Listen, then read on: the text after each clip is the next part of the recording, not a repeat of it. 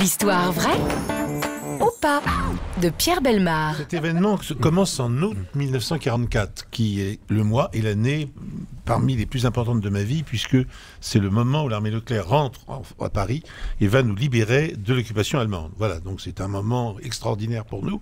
Mais c'est vrai, les résistants sont partout dans la ville, ça tire un peu de tous les côtés, ça tire en bas de chez moi. Moi, j'habite en face de la gare d'Enfer Rochereau, PC du colonel Roll, donc, et le PC des résistants, et les Allemands attaquent, etc. Bon. Et on assiste couché par terre, et le nez au ras de la fenêtre, on essaye de voir ce qui se passe dehors. C'est absurde, parce qu'on aurait pu prendre comme ça une balle dans la tête, mais enfin bref. Donc Paris se soulève en août 1944 contre l'occupant allemand. L'ordre de mobilisation a été donné, 20 000 policiers en grève depuis 4 jours désertent les commissariats en laissant leur uniforme au vestiaire. Ils sont prêts à en découdre. Des groupes de policiers se réunissent la nuit et se familiarisent avec les actions du groupe nocturne. Puis, les événements s'accélèrent, la préfecture de police est prise, bientôt l'hôtel de ville passe sous le contrôle de la résistance, ainsi que les mairies d'arrondissement.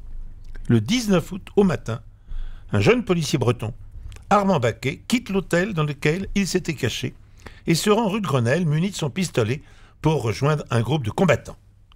Il n'arrivera jamais au rendez-vous. Au détour d'une rue du 7e arrondissement, Armand Baquet est arrêté par les Allemands et fait prisonnier. On le jette dans un cagibi à l'hôtel Williams, square Montelon, en attendant de décider de son sort. Alors commencent de longues heures d'angoisse pour le jeune policier qui n'a pas de doute sur les intentions des officiers nazis. « Ils vont me tuer », se dit-il, « et on ne retrouvera pas mon corps. » Un peu avant 23 heures, les Allemands viennent le chercher.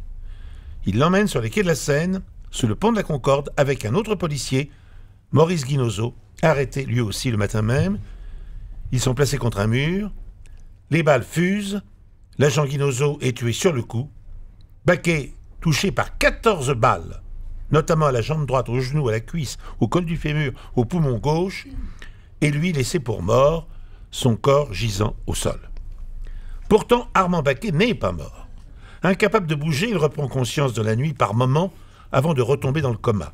Au petit matin, un prêtre le trouve dans les yeux clos et lui adresse l'extrême onction. Armand Baquet ne doit son salut qu'à un pompier qui a décelé une étincelle de vie dans son corps gisant. Il l'emmène à l'hôpital et après 8 jours de coma et de nombreuses opérations, le jeune policier est sauvé. Il mourra finalement bien des années plus tard, en 2005.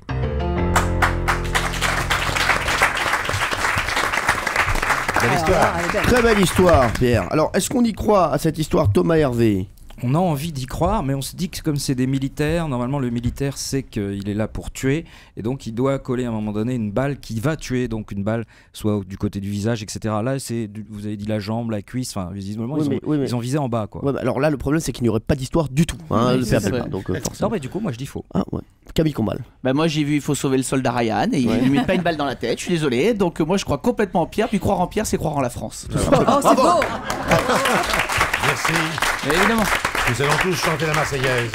Valérie Benaïm. Oui, on a envie d'y croire, évidemment, donc je vais y croire de A à Z. Jean-Loup Dabadi, qui est notre invité ce matin. Moi, j'aurais tendance à y croire, d'abord parce que je crois souvent Pierre, mais enfin là, c'est un jeu. Et d'autre part, je me dis, c'est une réaction d'auteur peut-être, se donner tous mal pour inventer toute cette histoire, trouver les endroits où les balles arrivent, le genou gauche, le truc, etc., pour dire non, finalement non. C'était de la blague. Donc, je dirais que ça risque de nous fâcher. Méfiez-vous de Pierre Bellemare. Peut-être que Jean-Loup Dabadi et Pierre Bellemare vont se fâcher dans un instant. Pierre Bellemare, est-ce que cette histoire était vraie, Pierre? Cette histoire avec ces 14 balles reçues par ce jeune homme. Oui, en août 1944, à la libération de Paris.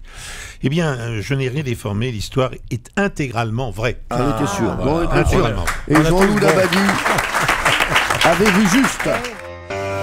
Europe 1, les pieds dans le plat. Tous les jours, 10h30, 12h30. Cyril Hanouna.